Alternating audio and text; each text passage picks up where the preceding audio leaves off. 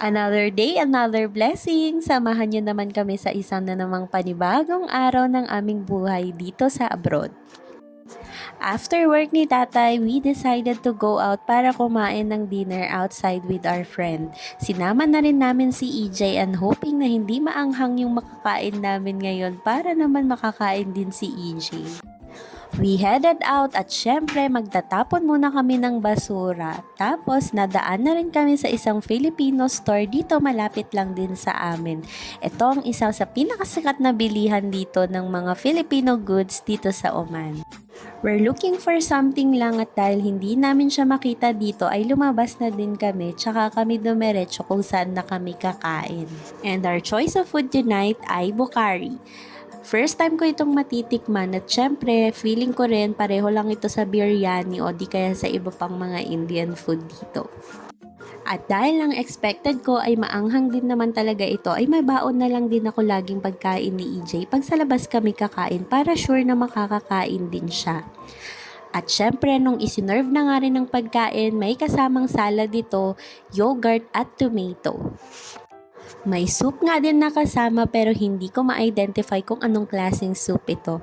Yung order nga pala namin ay 2 kinds of chicken, roasted at saka yung isa hindi ko sure kung anong luto niya pero masarap sila pareho at hindi din gaano maanghang yung rice. At dahil masarap, ito nga ang aftermath ng aming kinain for tonight. So far, sulit naman ang binayad namin at nag-enjoy kami. Sobrang busog kaming 3 adult, while si EJ kumain din naman ng kaunti. Afterwards, pumunta nga kami sa labas para maghanap ng kung saan kami pwede makakapagpa-duplicate ng aming susi sa main door sa bahay. At nang nakapagpa-duplicate na kami ay naghanap naman kami ng mabibili naming pang-ulam at dito nga kami napunta sa mga talipapa na banda. At buti na lang may mga nabili ulit kami na isda at hipon. Mas mura at mas fresh kasi di hamak dito at dito kami talaga nakakakita ng mas mga gusto naming mabili na isda. Kaya dito na lang kami laging namimili. Afterwards, kailangan naming mag-grocery ng mga ibang basic needs namin lalo na sa pang-laundry dito sa Maka.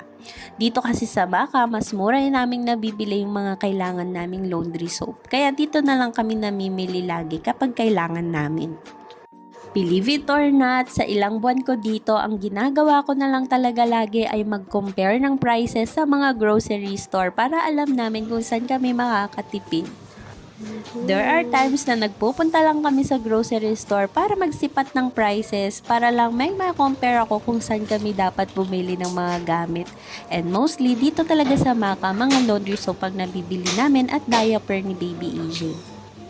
This is not sponsored, I'm just sharing kung saan kami mas nakakabili ng mga mas mura para naman kung napanood ito ng mga kasamahan natin dito sa Oman ay meron din silang options. And to wrap up the night, syempre hindi makakalimutan magkarak. Ito na talagang addiction ko dito sa Oman. And afterwards, umuwi na din kami para mailigpit na yung mga pinamili namin at syempre para makapagpahinga na din dahil bukas ay isa na namang panibagong araw at magtatrabaho na naman si tatay. Ako ang nakatoka sa mga dry goods at si tatay naman ang siyang bahala sa paglilinis ng mga isda at hipon. Siya na ang nakatoka dyan kasi mas expertise niya na yan.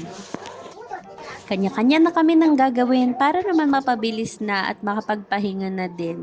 Eto ngang si EJ, afterwards ay naglalaro pa nga pero syempre na-clean up ko na rin siya at nakapag-clean up na din ako ng sarili ko. Ready to sleep na kami and waiting na lang talaga matapos si tatay sa kitchen. Unti-unti nga, mas natututo kami ni tatay mag-manage ng aming pamilya, ang aming finances, ang mga daily needs at mga daily work na kailangan naming gawin. O siya, parang medyo mahaba na nga rin ito. Magpapaalam na kami't matutulog na. Shukran from Oman, Agyaman! Good night. Run. Run na Oman.